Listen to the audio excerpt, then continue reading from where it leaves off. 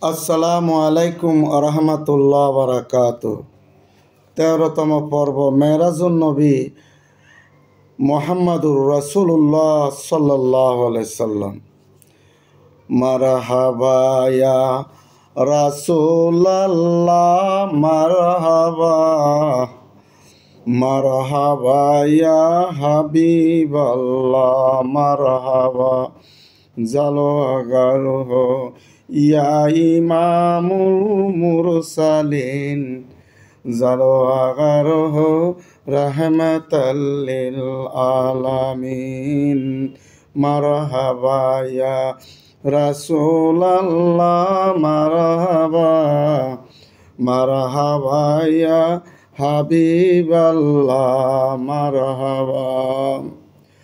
আল্লাহর হাবিব সরদার দু আলম আশরাফুল আম্বিয়া ইমামুল আম্বিয়া খাতামান নবীন হায়াতুন নবীন মুহাম্মাদুর রাসূলুল্লাহ সাল্লাল্লাহু আলাইহি ওয়াসাল্লাম ইরশাদ করেন, রব আমাকে নিয়ে সিদরাতুল মুনতাহা থেকে আমাকে নিয়ে উপরের দিকে চলল।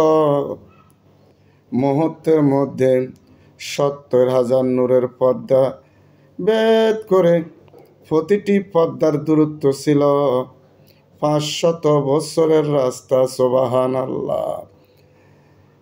একটা পর্দার থেকে আরেকটি পর্দার দূরত্ব ছিল তারপরে দিয়ে ৫০০ বছরের রাস্তা। এরকম ৭০,০০০ পর্দা ছিল। সুবহানাল্লাহ, সুবহানাল্লাহ। আল্লাহর আরশে আজিমে যেতে হলে ৭০,০০০ এ পর্দা অতিক্রম করে আল্লাহ রাব্বুল আলামিন কুদরতির ইশারা আল্লাহর হাবিবকে মেরাজে নিয়েছেন।